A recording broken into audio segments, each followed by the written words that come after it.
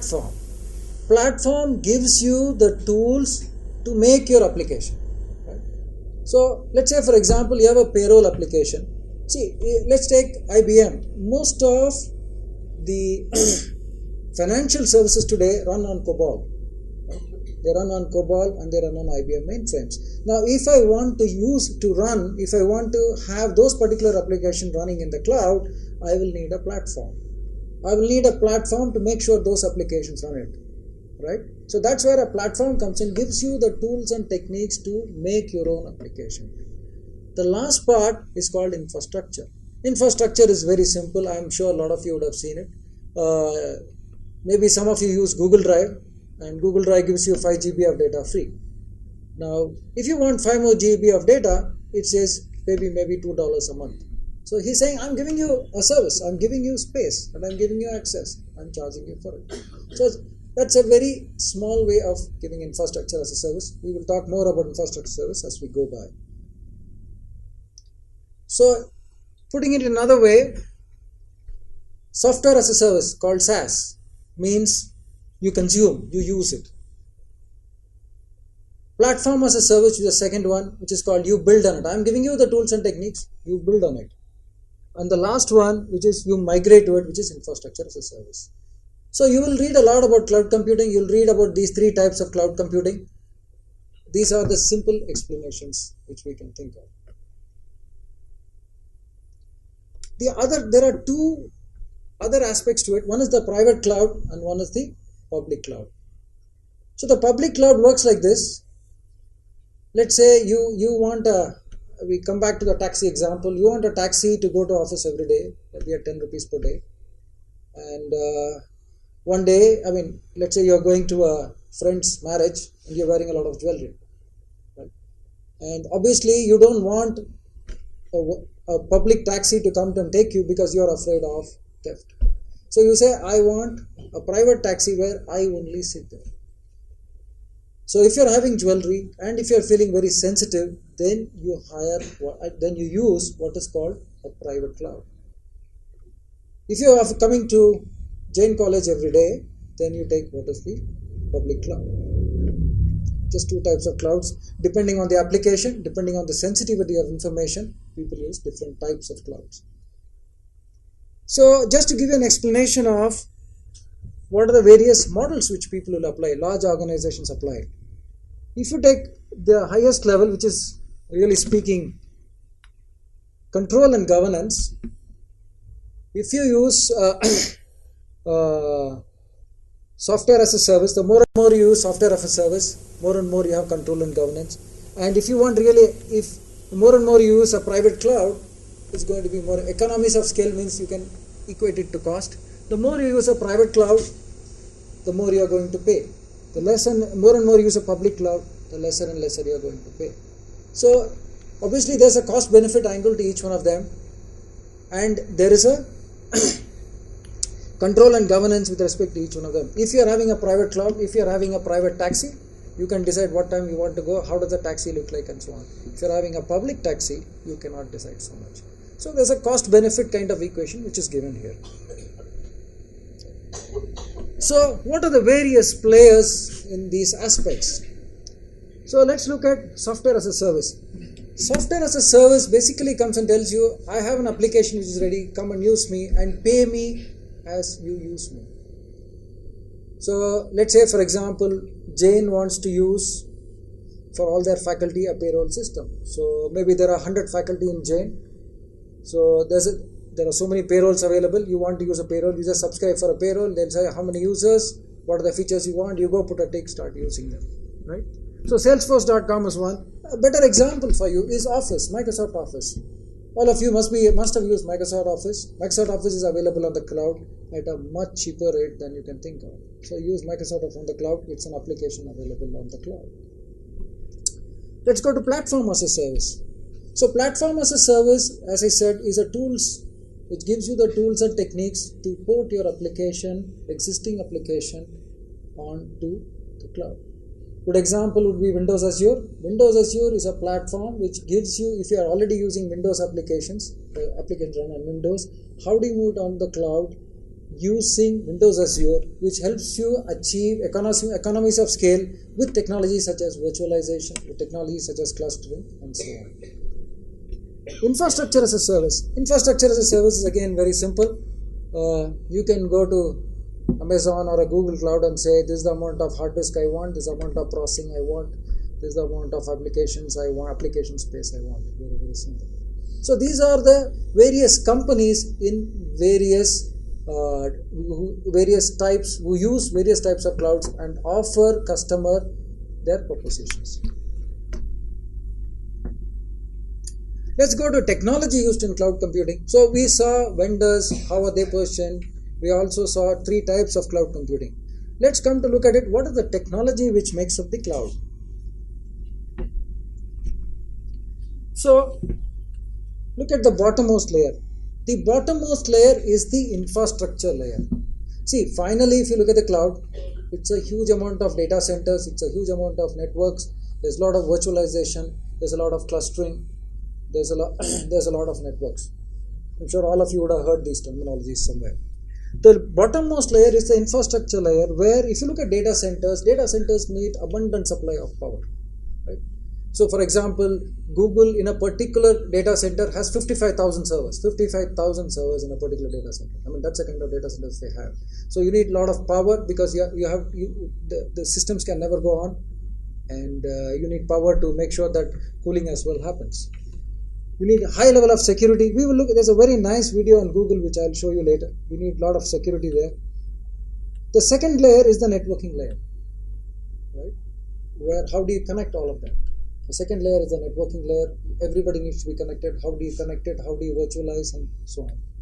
The physical servers.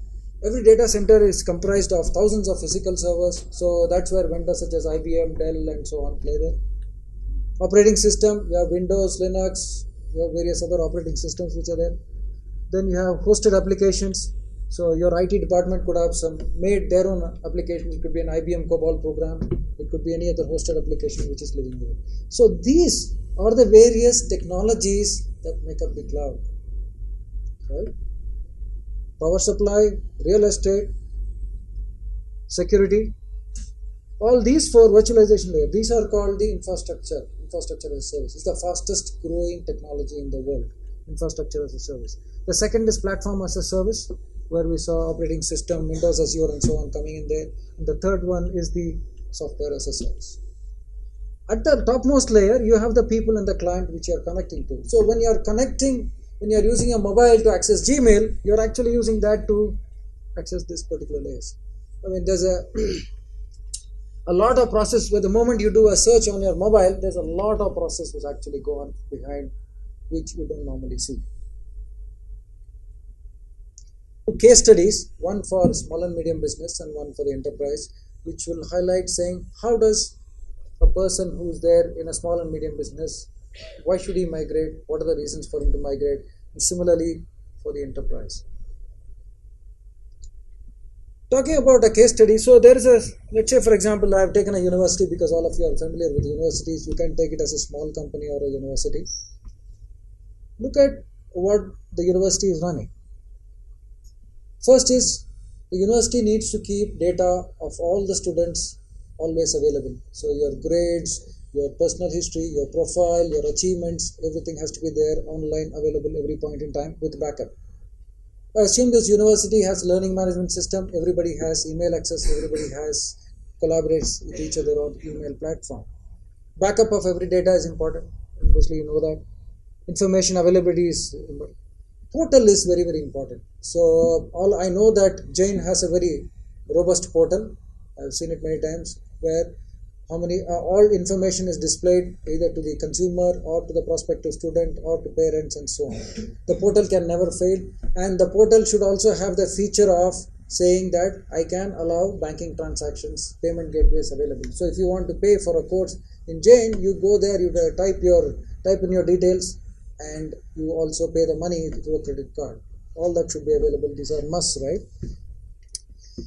As the number of students go up, there's an increasing demand for storage.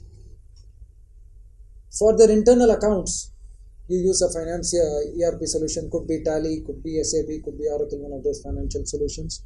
And finally, payroll for the staff, you will use some kind of payroll solution. Now, this is the applications which are running for the particular university, and these are the typical challenges that a CIO or the IT head would be facing. The number one issue in India is power or the lack of power. There's no uniform power in India, and Bangalore is no different. Maybe Bangalore is an exception. I mean, it's maybe higher in the spectrum, right? There is no power in India. So you have gensets. So you have UPS, you have backup power, backup UPSs. Then you have generators, you have backup generators. And still, I'm sure all of you would have seen that there are a lot of power outages going on. Huge power issues faced by the technical team. The moment you have information available at your premises, let's say you have 30-40 servers in this particular building, you need space, you need to have air conditioning, you need to have cabling, you need to have raised platforms and so on. Very difficult to maintain. The IT team, right? Let's say you have 10 people, most of them are looking for different jobs, they keep changing. I'm sure most of them, the average time they spend in any particular university would be less than 1.5 to 2 years. Again, applications become new, everything becomes new. Therefore, upgrades become difficult to set. Some are running in Windows 2007, some are running in Windows 2010, very, very different. Technology updates are very difficult to maintain. So on the one side, you have a rules. What the management wants is a set of things where you want a portal to be up, you want backup to be up. But here you have a huge set of challenges to be surmounted. So what does a person really look at? What does the SMB or a small and medium business or a university, what will they do? So if I were the IT head of a university, I will just go and say, listen, payroll, can I not move payroll outside onto the cloud? So I go type in and say payroll apps in the cloud. I will get at least 100 available with various features on the cloud. At least 100 of them are already available. Email. So I can start with Gmail. So there is a Gmail which is for consumers, which is for people like us. There is a Gmail for enterprise as well, which is very different. So you can have email application. We use a smart mail in iNurture. Various types of Gmail available. You simply go and say, I want to move my Gmail to the cloud. Bandwidth and storage. Say my total bandwidth I would need is storage I would need is 2 terabytes. Okay. I would need maybe 10 Mbps of data traffic at any point in time, no problem. And I would need backup of all my data at any point in time and immediate switch over in something goes wrong. All that can be signed off in 2 minutes time. So what are my decisions? So immediately I will say, let me move as many applications as to the cloud, because the moment I do that, my UPS cost, my IT team training cost, all of them move away. And finally, when I ask what is the price, I get a price which is a fraction of what I am doing. So that is a decision which I am forced to take because the benefits are far outweighing the costs. That is what is propelling SMBs more and more to move towards the cloud. So I move immediate admin to the cloud, I move the portal to the cloud, I move email to the cloud, and I evaluate the other to the cloud. So I'm giving some data from some journals and research reports. SMB is obviously, people love to go to the cloud because it is very, very important for them, and the issues of maintenance and sensitive data are not very much present. So these are some of the applications which people are moving. I'll just give you a summary. Email is the most popular application people are moving or already moved. Payment processing, which is, as I said, Jane has to, if you paying by credit card, is definitely available on the cloud, and everybody is moving towards that. Social media is moving on to the cloud. CRM is moving on to the cloud. Everybody is moving way going to the cloud. And if you look at it, the number of people who said no plans is really very small, which means more than 80% of the applications are already moving to the cloud, and the benefits of cloud in terms of price performance are very, very huge. I'll take another example. This is a large company. You can take it as a bank, or you can take it as maybe a company close to our place, which is Infosys. They have a very different set of criteria for doing their IT. So data so in a bank, data has to be very confidential, and not many people can access the data. Very important, right? You have a ERP, it could be a SAP like ERP running there. You need email, you need payroll, you need a sales CRM, you need a portal, you need various networking offices, and you need a banking application, because these run the bank. And in a banking, so for example, payment by credit card is a banking application, right? Doing internet banking is another banking application. So these are the various things you would require for a large corporation. Typically 40 to 50,000 employees. Infosys has 130,000 employees. ICICI Bank has maybe 80,000 employees, 230 locations. 500 servers is low. It must be at least 5,000 servers. You have 35,000 kind of PCs, laptops. All your vendors are connected. You need social networking to reach out to your customers. And finally, you will need e-commerce websites, right? If you're ICICI Bank, if you don't have e-commerce, where, for example, if you want to fill in an insurance form and make your payment right away, you need an e-commerce website. These are the musts which an enterprise company is facing. In terms of topology, there will be hundreds of servers. So the backend database lies here, hundreds of servers are there, web servers are there, and finally there is the customer premise equipment. Yeah? How is remote server different from a cloud? Remote server can be part of the cloud, or remote server can be outside. So I can have an office where I can have a remote server, or I can have it in the cloud as well. So it's not different, it can be part of cloud computing as well. And let's look at the network. It's a large network connecting so many people. Challenges faced by you, again, CEO would be in terms of power supply, data center infrastructure, backup and retrieval. Data is, you have to make sure the bank is running all the time. Backup is very important. High availability. And finally, asset building and obsolescence. You don't want to keep investing in servers and servers and servers which finally get obsolete. So the stages which this person would do is to start by maybe organizing a vendor to do a study and say which applications I'll move fast, which I'll not move, which application I'll move over a period of time. A bank can also say there are a lot of applications I will not move because of high security and high sensitivity of data. So it's very different from SMB because the sensitivity of data is very, very important. So look at it.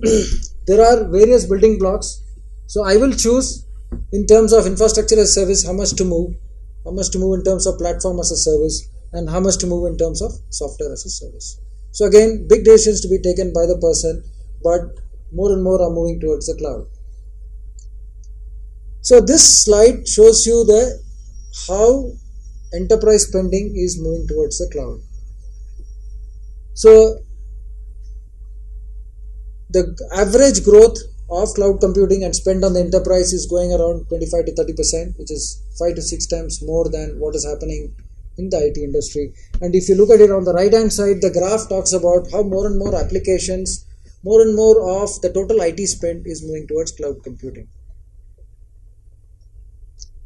This slide talks again about enterprises and their investment in terms of cloud computing. It says infrastructure as a service will grow the fastest. They are talking of 42% kind of growth, and they are saying the others will also have very high growth in terms of 27 and 18%. So again saying, endorsing the fact that enterprises are moving towards cloud computing. We talked about cloud. We talked about everybody wanting to go to the cloud. What are the inhibitors for a cloud? Why will a company not go towards the cloud? The number one issue is security in terms of sensitivity of data. If I put all my data in a data center, will somebody take it away? Will somebody have access? Can I believe the service provider? Can I believe Amazon? Can I believe Google saying my data is not safe? Very important question. You also feel that if it is not within your premises, you have somehow lost it, right? You have some big servers here, you're saying, oh, I can see it, it is working. The moment it goes to cloud, you say, I don't know. It's like your Gmail. You don't know whether whom is accessing it, whether somebody is already going through your Gmail, whether somebody is spying on you, whether somebody is chasing you. You are tied to one guy, so you are tied to maybe an Amazon. If Amazon collapses, what happens to you? It's a big race which is going on. Performance and uptime, again, Amazon doesn't do well, what happens to you? And finally, data protection. Another big worry is data protection. We'll again see how service providers are trying to help people who are worried about data protection. Let's talk about a bit more interesting topic, which is security in the cloud. So the first part of security in the cloud, which is called identity management. So what is identity management? Let's say you are using a Gmail application. You type in a password, identity management, Google says type in your password and you're given your identity and you're taken care of. Since it is Gmail, it's okay.